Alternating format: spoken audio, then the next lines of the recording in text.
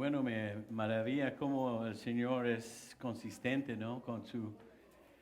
Con esta adoración hoy es cantando sobre lo que vamos a escuchar en el sermón, de esta libertad que tenemos porque Jesús venció, que somos libres, ya no somos esclavos por la cruz y por la luz que resplandeció. Amén, hermanos.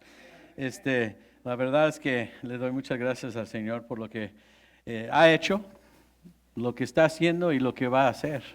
Amén. Es decir, que tenemos una mirada hacia atrás y podemos ver que Dios es fiel. Podemos entender en el momento actual, en el que estamos, en el presente, que Dios está obrando y tiene planes y esperanza para nosotros tenemos en el futuro. No hay nada, ninguna razón de por qué nosotros no podemos darle gracias a Dios y alabar su nombre. Amén. Bueno, seguimos en Hebreos 9. Yo creo que voy a estar ahí por un buen tiempo, porque quiero avanzar más rápido, pero el Señor tiene mucho que decirnos, entonces yo voy a su ritmo, ¿no? Yo quiero ir y tenemos la oportunidad aquí en Hebreos de mirar la teología, pero en acción. Y vamos a mirar a ciertos términos y ideas y conceptos, y lo hemos estado mirando desde que empezamos, que el Antiguo Testamento nos ayuda a entender lo que está en el Nuevo, pero entender más, ¿no? Y hemos visto y estamos viendo, y como tenemos parte número 2 ahí arriba en la pantalla, porque no llegué muy lejos en el capítulo 9. Y sí, seguimos mirando que Cristo es el sacrificio perfecto. Había sacrificios en el Antiguo Testamento, pero no eran perfectos, porque se tenían que hacer cada año. Y tenemos entonces aquí el entender que todas esas cosas sirvieron como una figura de lo que iba a hacer Jesús. Entonces quiero leer, hermanos, si se ponen de pie, voy a leer unos versículos del 11 hasta el 15 por el momento. Si puedo seguir, voy a seguir, pero si no, no. Es que como ya prediqué en la mañana en inglés, pues hermanos, nada más avancé como 2, 3 versículos. Pero hay muchas ideas aquí buenas. Como cristianos debemos saber cómo explicar lo que es nuestra salvación a los que no lo conocen. Somos discípulos y somos maestros. Para poder evangelizar tienes que explicar y tienes que saber lo que crees. Entonces yo le voy a llevar como dije, lo voy a llevar al ritmo del Señor. Dice así: pero Cristo vino ya y es el sumo sacerdote de los bienes venideros, a través del tabernáculo más amplio y más perfecto, el cual no ha sido hecho por los hombres, es decir, que no es de esta creación, y no por medio de la sangre de machos cabríos ni de becerros, sino por medio de su propia sangre. Entró una sola vez y para siempre en el lugar santísimo, y así obtuvo para nosotros, y fíjense, la redención eterna. Si la sangre de los toros y de los machos cabríos y las cenizas de la becerra rociadas sobre los impuros santifican para la purificación de la carne, cuánto más la sangre de Cristo, que por medio del Espíritu eterno se ofreció a sí mismo sin mancha a Dios, limpiará de obras muertas nuestra conciencia para que sirvamos al Dios vivo. Por eso Cristo es el mediador de un nuevo pacto, para que los llamados reciban la promesa de la herencia eterna, pues con su muerte libera a los hombres de los pecados cometidos bajo el primer pacto, porque cuando hay un testamento es necesario que haya constancia de la muerte del que lo hizo, ya que un testamento no tiene ningún valor mientras el que lo hizo siga con vida, pero eso Ni siquiera el primer pacto se estableció sin sangre, porque después de que Moisés anunció todos los mandamientos de la ley a todo el pueblo, tomó la sangre de los becerros y de los machos cabríos junto con agua, lana escarlata y una rama de hisopo, y roció el libro de la ley y todo del pueblo. Entonces le dijo al pueblo: esta es la sangre del pacto que Dios ha mandado. Además de esto, con la sangre roció también el tabernáculo y todos los vasos del ministerio. Según la ley, casi todo es purificado con sangre, pues sin derramación de sangre no hay perdón. Vamos a orar por el sermón, ¿no? Padre Celestial, gracias. Gracias por tu palabra y gracias por enseñarnos, Señor, cómo funciona, cómo es todo esto que llamamos la salvación, este plan que has establecido desde antes de la fundación del mundo, pero tenemos ejemplos en el Antiguo Testamento también, Señor, figuras, sombras que nos hacen entender lo que fue necesario cuando llegara Jesús, tu Hijo, y cumpliera con todo lo que está escrito en la palabra. No falta de enseñanza de tu parte, pero mucho de nuestra parte de estar dispuestos a aprender. No solamente para tener más información, pero para tener la verdad y esa verdad que nos hará libres y para poder compartir con aquellos que no te conocen y tener una vida que refleja el amor de Cristo. Gracias, Señor. Pedimos tu bendición en este momento, en el nombre de Cristo Jesús. Amén y amén. Pueden tomar asiento, hermanos. Bueno, este primer versículo 11 dice: pero Cristo vino ya y es el sumo sacerdote de los bienes venideros. Que hay futuro, hermanos, bienes venideros. ¿No? A través del tabernáculo más amplio y más perfecto. Entonces, el tabernáculo es el cuerpo de Cristo. Y aún que había un templo en aquel momento que se escribió esta carta, sabemos que se fue destruido por los romanos y sabemos que fue algo hecho por los hombres. Y pues todo que es hecho por los hombres es temporal. Y es la primera parte y lo que primero quiero que sepan. Lo que hacemos los hombres es temporal, pero lo que hace Dios es eterno.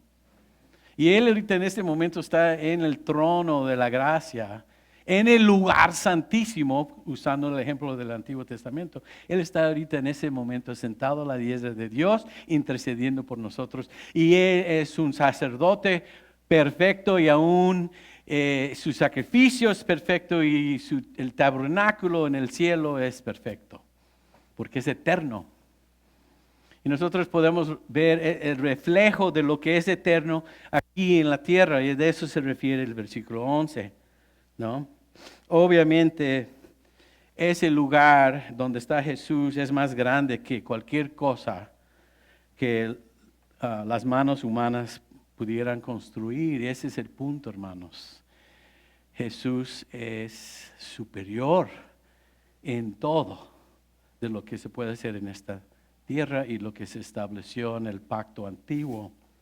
Los siguientes versículos, desde el 12 al 15, nos habla de lo que puse en la pantalla, que el sacrificio, Él tiene un sacrificio superior en el nuevo pacto, en el Nuevo Testamento. Vamos a leer un poco. Creo que hoy podemos tratar, no sé si voy a llegar, pero se habla de testamento. ¿Sabemos lo que es un testamento? Si uno escribe un testamento, es la última voluntad de aquel que deja una herencia, ¿no?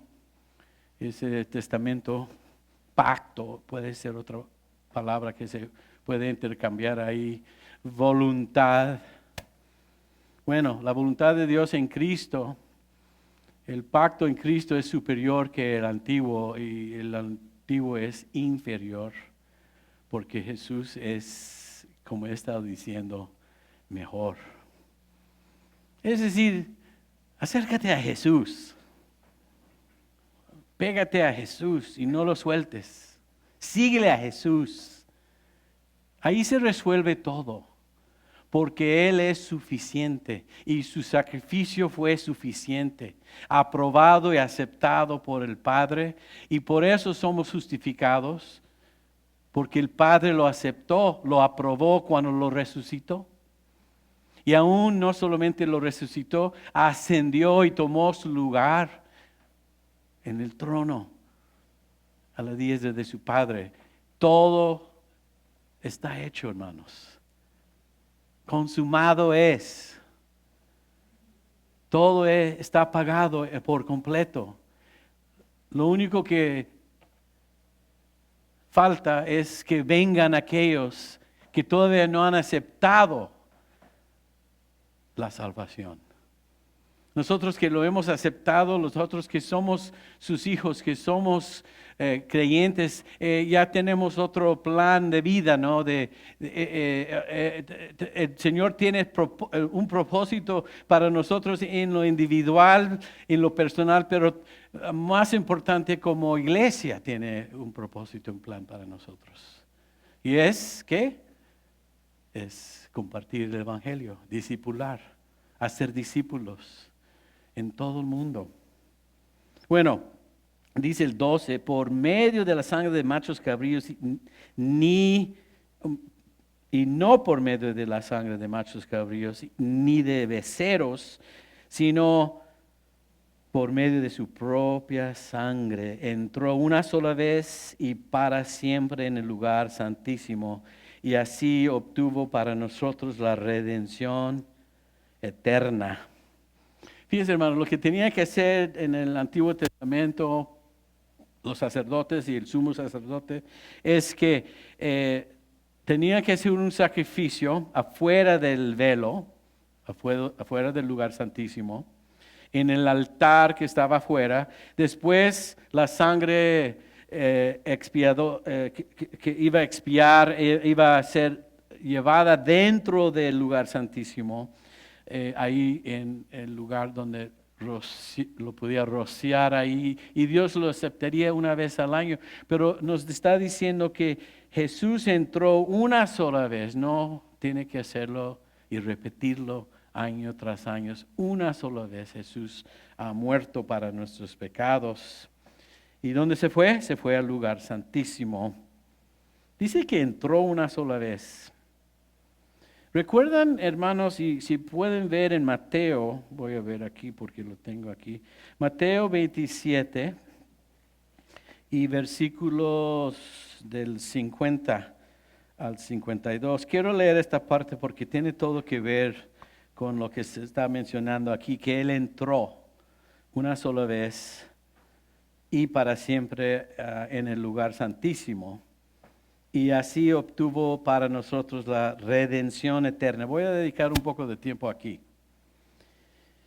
Jesús, en el versículo 50 de capítulo 27 de Mateo, dice esto, ese evangelio de Mateo. Dice, pero Jesús, después de clamar nuevamente a gran voz, entregó el Espíritu.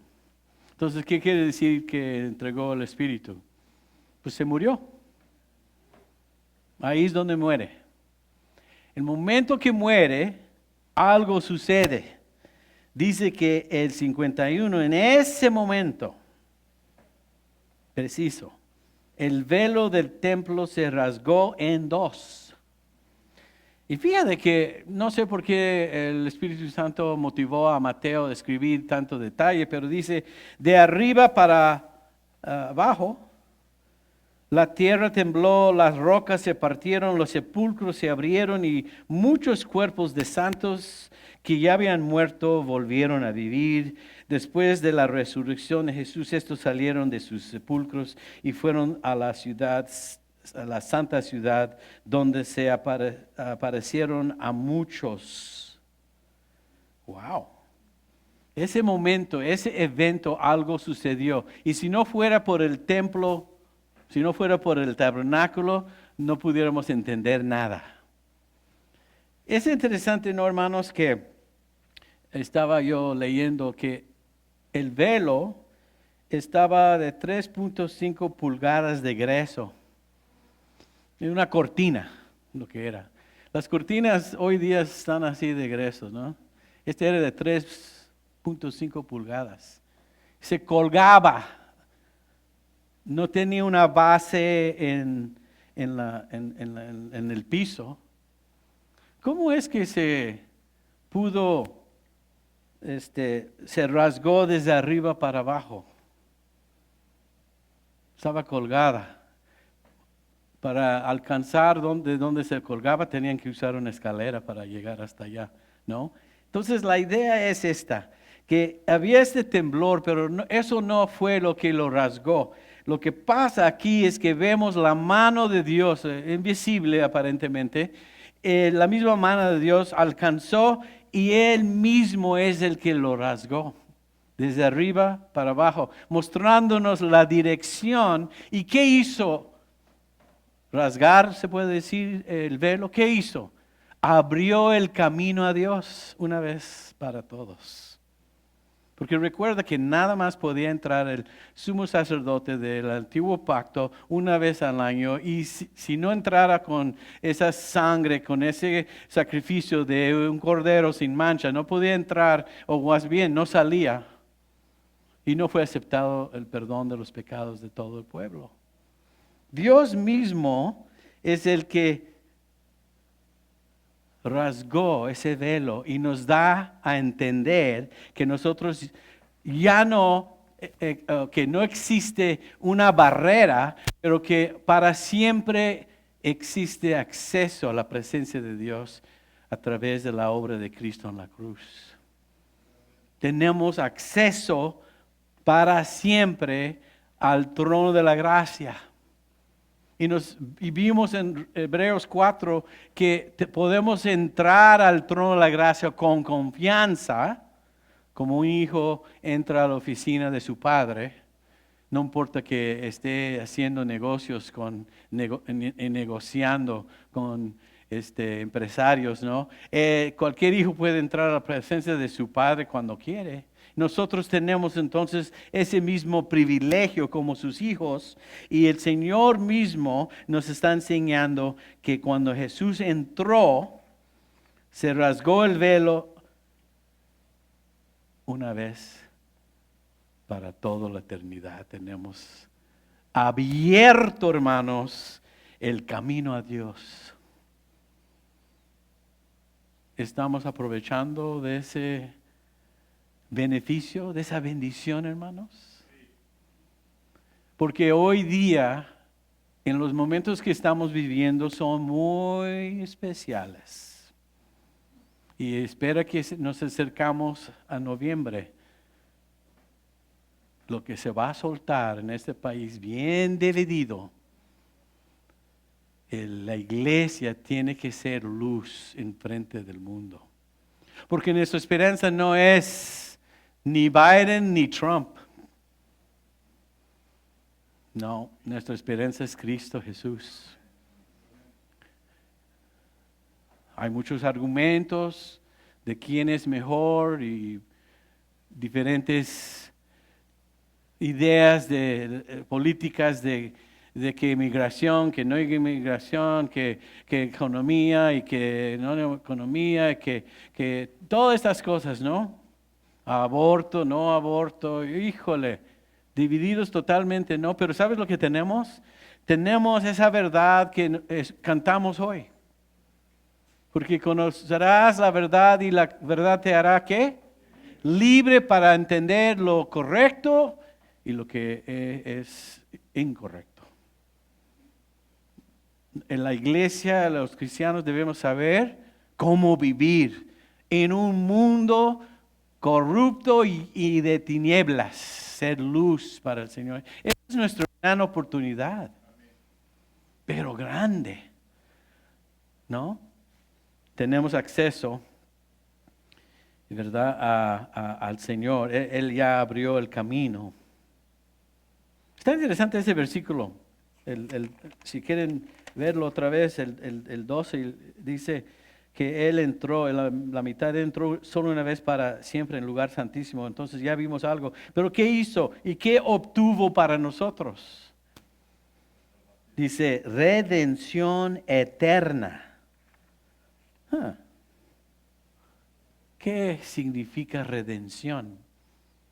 Unas cosas que, pues por lo menos mi ministerio, mi trabajo como pastor, mis enseñanzas, mis predicaciones, siempre le he pedido al Señor, ayúdame a explicar. No, yo fui criado en un hogar cristiano. Yo escuché muchas palabras teológicas, se lo confieso. Posiblemente mi culpa por tal vez ni poner atención, no sé, pero puse atención de vez en cuando, me imagino.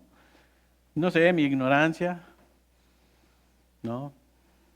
Tal vez por burro, no sé. Lo que quiero hacer es no culpar al pastor de aquel entonces. Pero como que me doy cuenta que muchas veces pasamos por estas palabras, pero si yo te dijera que lo explicaras al vecino, muchos no pueden. No podías. ¿Qué es la redención?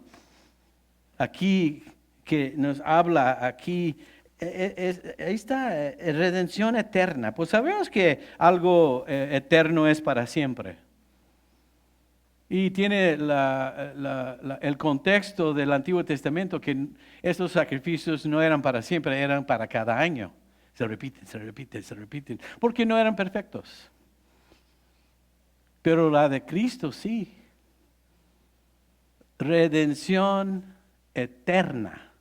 Es seguridad para nosotros, hermanos, cuando genuinamente, verdaderamente aceptamos a Cristo, recibimos a Cristo en nuestros corazones por la fe.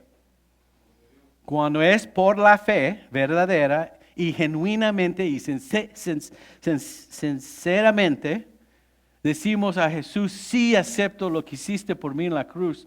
Entonces llega el momento donde nosotros tenemos seguridad eterna porque su sacrificio fue perfecto. Es perfecto. Y es redención perfecta. ¿Qué es eso? Ese término se usó específicamente en referencia a la compra de la libertad de un esclavo. Fíjense. En la palabra griega es referencia a la compra de libertad de un esclavo. Y es el mundo romano. Muchos y millones de esclavos. Ellos entendían muy bien lo que significaba redención. Porque era la libertad de un esclavo, la compra de la libertad de un esclavo. ¿Y por qué lo usa el Espíritu Santo aquí en Hebreos, motivado el escritor de usar esa misma palabra para nosotros hoy día? Porque también nosotros, igual que se usa la palabra en aquel entonces, hemos sido comprados y hechos libres de la esclavitud. Pero ¿qué esclavitud teníamos antes? El pecado. El penal del pecado es la muerte. Y fíjese, cantamos hoy de esa libertad. Ya no hay cadenas. Ya no estamos esposados. Y eso no quiere decir, hermanas, que no tienen esposo.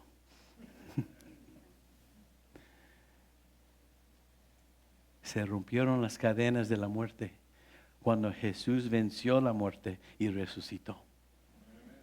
Somos libres de la condenación, lo cantamos hoy. Por eso estaba yo diciendo, wow, Señor, hasta las canciones están mencionando el tema de hoy. Libres de la condenación, libres de la ira de Dios, libres del castigo de Dios, libres de la pena de nuestras acciones en el pasado. Ya no hay vergüenza por lo que hemos hecho, porque todo lo pagó Jesús en la cruz. Él llevó nuestras iniquidades, Él llevó nuestras cargas, Él, según Isaías 53, Él llevó nuestras penas. Nadie aquí puede ser condenado por ninguno, ni el mismo Señor nos puede condenar. Si es que hemos recibido a Cristo Jesús genuinamente con la fe sobre lo que Él hizo por nosotros. Y aceptamos como el Padre aceptó ese sacrificio. ¿Y cómo sabemos que lo aceptó? Porque lo resucitó, justificando su misión. Si hubiera quedado en la tumba, todos estamos perdidos. Pero cuando se levantó es como, y lo he dicho y lo voy a decir 1000 veces si es necesario, como que el Señor había puesto una estampilla, como lo hacen en aduanas en un aeropuerto, y que dice pase, es una aprobación, puedes pasar al país o salir del país, ¿no? Entonces cuando el Padre levanta a Jesús de entre los muertos, está dando la aprobación, una estampilla de aprobación que es igual de lo que dijo Jesús en la cruz cuando dijo consumado es. Pagado por completo. ¿Qué pagó, hermanos? Por nuestra esclavitud. Y Él tomó sobre sí lo que nosotros merecíamos en la cruz y murió en nuestro lugar. Y nosotros somos libres para vivir por Él. Entonces, esta idea de redención nos habla de la compra de la libertad de un esclavo. Y las palabras que clamó Jesús de la cruz, consumado es, quiere decir que es pagado por completo. Dios ha comprado nuestra libertad y ya no somos esclavos del pecado. Gálatas menciona esta palabra nada más para tener una base más, una referencia, ¿no? Gálatas 3:13. Cristo nos redimió. Es la misma idea de redención. ¿De qué nos redimió? De la maldición de la ley. ¿Y por qué la ley es maldición? Si es y representa y refleja la santidad de Dios. ¿Por qué es maldición? Porque no lo podemos cumplir. No podemos hacer los hechos necesarios según la ley. Quebrantamos la ley. El único que pudo cumplir con la ley fue Cristo, cuando dijo, no vine a quebrantar la ley, pero vine a cumplir la ley. Él es el único que lo cumplió, por eso merece morir o puede morir por nosotros, porque Él es un cordero sin mancha, perfecto es su sacrificio. Perfecto es su sacrificio. No puedes traer nada frente al Señor y decir, permíteme entrar a tu reino. No puedes darle oro, ni plata, ni piedras preciosas, dice Pedro en su epístola, pero con la preciosa sangre de Cristo. Si llegas ahí, del Padre, bueno, ya sabemos que entre comillas dicen por ahí que vas a hablar con San Pedro, ¿no? Cuando entres a las rejas del cielo, cuando San Pedro te pregunta, pues San Pedro no va a estar ahí, te prometo. El que va a estar ahí es el Padre Celestial.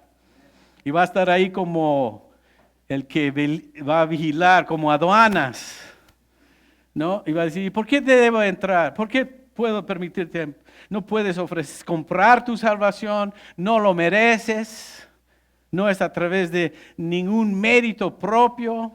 No por guapo, ni por bonita, ni rico o lo que sea, por tener una posición muy alto. Simplemente puedes decir, conozco a Jesús como mi único Salvador y Señor de mi vida. Y vas a decir, éntrale a mi reino, bien y fiel siervo. Es la única manera que vamos a poder entrar. Por eso es una gran cosa lo que está escribiendo aquí de la sangre de Cristo, de la redención. Es lo que compró nuestra salvación. Lo dice Gálatas 3:13. Cristo nos redimió de la maldición de la ley. Y fíjense, es esto algo increíble. Hecho por nosotros maldición. Lo que pasó en la cruz es que Jesús fue hecho maldición. Lo dice de otra manera Pablo en Corintios, ¿no? Cuando habla de que Él es Él lo hizo pecado para que nosotros pudiéramos ser los hijos de Dios, para que nosotros pudiéramos tener la justicia de Dios. Lo hizo pecado, recibió, o aquí dice, porque hecho por nosotros maldición. Sí, cayó sobre él la maldición que merecíamos. Y dice, maldito todo aquel que es colgado en un madero. Esa es la razón de la cruz. Esa es la razón de su sacrificio. Jesús pagó el precio de nuestra liberación. Y dice Mateo 20:28, Jesús dice esto cuando en su ministerio le estaban preguntando sobre por qué y qué estaba predicando. Dice, así como el Hijo del Hombre no vino para ser servido, sino para servir. ¿Y en qué manera vino a servir? Dice, para dar su vida en rescate por muchos. En rescate tiene la misma idea. ¿Cómo nos rescató? Pagando la deuda que debíamos. ¿Sabe lo que pasaba en el Antiguo Testamento cada vez que moría un chivo o un cordero? Estaban diciendo en esa acción, te debo, te debo, te debo, mirando hacia Cristo. Es lo que dicen en inglés, un IOU. Estabas diciendo que esto no es perfecto, pero viene un día uno perfecto. Esa es la fe que tenían en el Antiguo Testamento. Siempre con la mirada hacia Jesús o el Mesías, el prometido. Desde Abraham hasta David y aún más allá en el Antiguo Testamento siempre era un te debo. Pero acepta por el momento lo que te puedo traer en esos sacrificios que no eran perfectos, pero tenían la mirada en Cristo. Nosotros tenemos ese mismo concepto como cristianos hoy, porque no cantamos de que Él viene. No hemos cantado hoy que va a regresar. Tenemos el mismo concepto en nuestras vidas, porque para los hijos de Dios no solamente es lo que tenemos enfrente de nosotros, podemos mirar hacia atrás que Dios ya trató con eso, el perdón de nuestros pecados. En el momento nos ha dado el Espíritu Santo y caminamos con Él y nos guía y podemos cumplir con lo que nos ha encomendado la misión de la iglesia, pero siempre da a su iglesia una esperanza viva hacia el futuro. Tenemos futuro. Yo creo que mi mamá se va a enojar conmigo si escucha esta parte, pero ha estado enfermita y ya voy a ir a verla en la semana que viene. Salgo el lunes, no esta semana, la que viene. Voy a estar ahí unos 5 días y va a tener una operación para arreglar algo, una hernia que tiene. Bueno, tiene 90 años y pues, es muy delicada. Y pido sus oraciones y me dice, bueno, cuando llegas, si el Señor quiere, ya estoy en el cielo. Y ay, mamá, no digas eso. Es posible que llegues y le digo, no digas eso, sí, ¿por qué no? Yo estoy lista. No debemos tener miedo de la muerte. Para nada, porque Cristo ha vencido. Y eso es lo que significa redención, ¿qué? Eterna. No es que tenemos esperanza hoy, después del sermón del pastor, me siento bien y ya como las 8 de la noche ya estamos otra vez así. No, es eterno, es una esperanza viva. ¿Por qué? Porque Él vive. No estamos aquí para repetir estas frases nada más porque suenan bonitos. Hay que vivirlas. Y cada vez que te enfrentas con algo y necesitas ayuda, dice Hebreos 4, que no tenemos un sacerdote, sacerdote, ya me estoy cansando aquí. Sacerdote que no puede ser tocado con nuestras enfermedades, pero tenemos uno que tiene compasión para nosotros, uno que nos recibe, uno que le podemos pedir ayuda para el momento oportuno. Por eso es importante entender esto. Porque hermanos, cuando salen de aquí tienen un mundo que enfrentar. Y no hay una manera mejor que enfrentarlo con Jesús. Con Jesús. Fiel amigo que nunca nos va a abandonar. Sí, son cosas teológicas y conceptos aquí, pero tienen un sentido. Dice 1 de Timoteo 2:6, Jesús se dio a sí mismo en rescate por todos. Entonces su muerte fue a cambio de nuestra vida. Siguiéndole en Hebreos 9:13, si la sangre de los toros y de los machos cabríos y las cenizas de la becerra rociada sobre los impuros santifican para la purificación de la carne, cuánto más la sangre de Cristo, que por medio del Espíritu eterno se ofreció a sí mismo sin mancha a Dios, limpiará de obras muertas nuestra conciencia para que sirvamos al Dios vivo.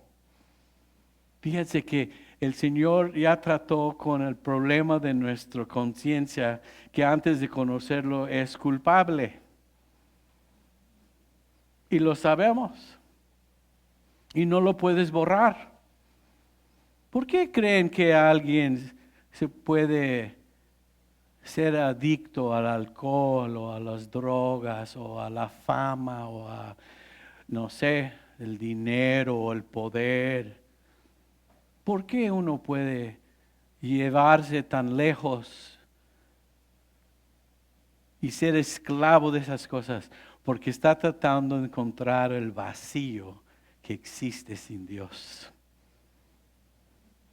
Aquí hay algunos que tienen un testimonio de nuestra vida antes y cómo se busca. Y puedes buscar en cualquier lugar y siempre termina en vano, siempre termina vacío, pero te está destruyendo.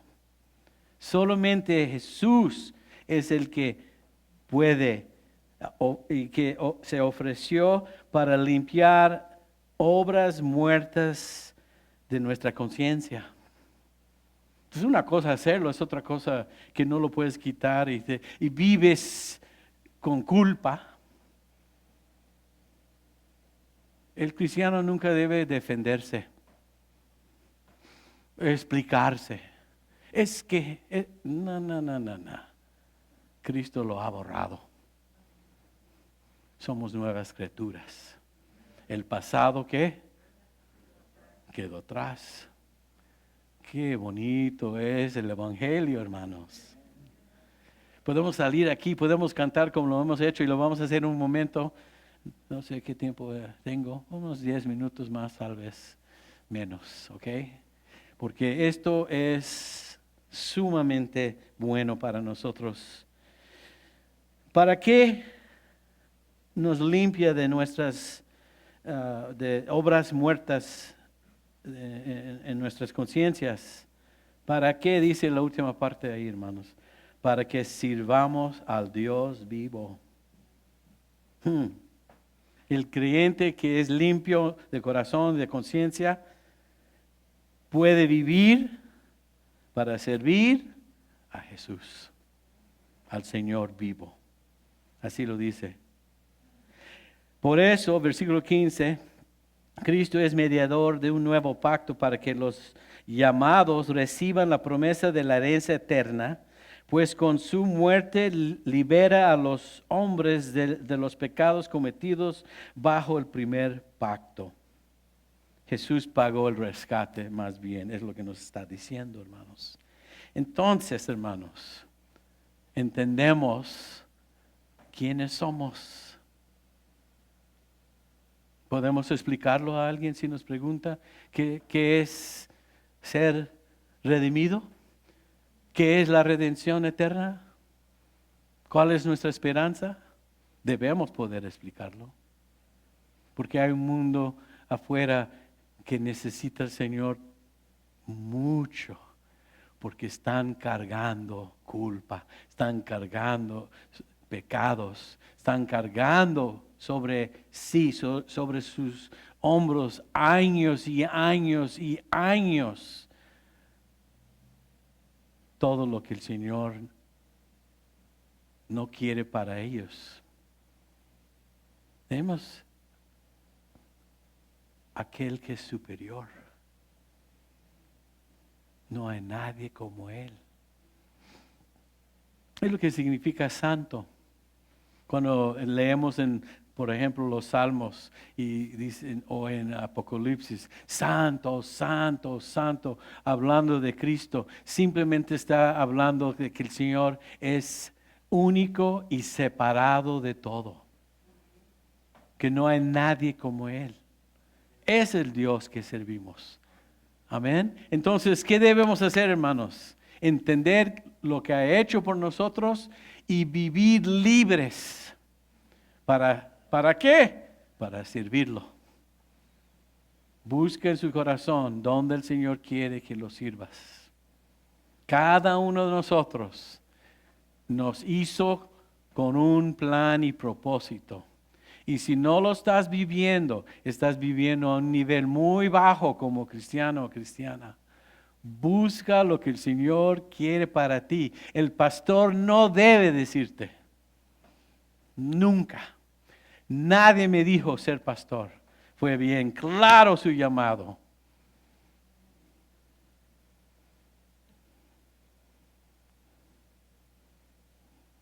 Confírmelo con Él. Cuando te despiertas en la mañana, Señor, primero gracias por este nuevo día. Y lo siguiente debe ser, ¿qué quieres que hagas hoy por ti? ¿Quieres que hable con alguien? ¿Quieres que le ayude a alguien? ¿Quieres que comparte con alguien? Y te prometo, si le estás diciendo eso cada mañana, te va a poner a alguien enfrente de ti para poder dar testimonio de lo bueno que es. Pero si sabe que tu corazón ni te importa, papa, pues ¿para qué te va a poner a alguien enfrente? Ya sabe que no desea servirlo. Esta iglesia tiene que moverse más arriba, hermanos. No te tengo que decir mira cómo lo estoy haciendo. Bueno, en el contexto de servir. Cada uno de nosotros debemos correr y buscar al pastor y decirle, ¿dónde y cómo puedo servir? Y tal vez te digo, ¿y qué eres bueno? Estoy mirando que el edificio necesita reparación. ¿Puedes abrir el sábado para que venga yo? En serio, hermanos, en serio. Me doy cuenta que algunas luces no funcionan. Lo puedo cambiar, porque ese lugar representa al Señor. Cuando entran en tu hogar es lo mismo, ¿no? ¿No quieren que represente donde también mora Jesús? ¿Cómo podemos servirle? Dice, pues no somos muchos. El Señor puede usar uno. Puede usar uno. Y los están usando. No estoy diciendo que nadie está sirviendo, pero estoy diciendo, debemos preguntarnos cada día, porque como está ya limpio nuestras conciencias, como ya hemos sido perdonados y el Espíritu Eterno mora en nosotros, vive en nosotros, entonces, perdóname, ¿de qué servimos o cómo servimos? Búscalo cada día, hermanos. Esa es la tarea que les voy a dejar. Porque Él está sentado en el trono de la gracia. Y Él tiene dones que quiere repartir. Y posiblemente ha repartido. ¿Lo estamos usando? Pídele cada día. Amén. Padre Celestial, gracias.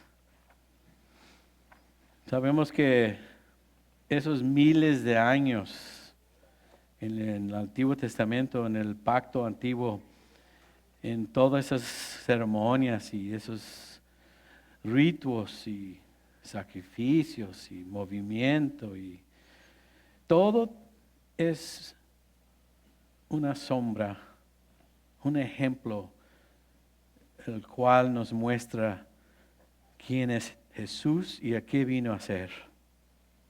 Y te damos gracias, Señor, que toda su obra, todo lo que ha hecho tiene consecuencias eternas. Señor, pon otra vez en nuestros corazones ese primer amor para darnos el fuego y la motivación de servirte. Porque no hay un sacrificio mejor que pudiéramos recibir que la que nos diste ya, Señor, en la cruz del Calvario. Y ahí nos enseñaste cómo. Es una entrega total.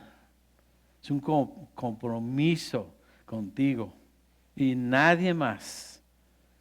Pero ayúdanos, Señor, como iglesia, a estar unidos en esta obra, estar, Señor, todos trabajando juntamente y participando, tratando de cumplir con lo que nos has dado como la gran comisión.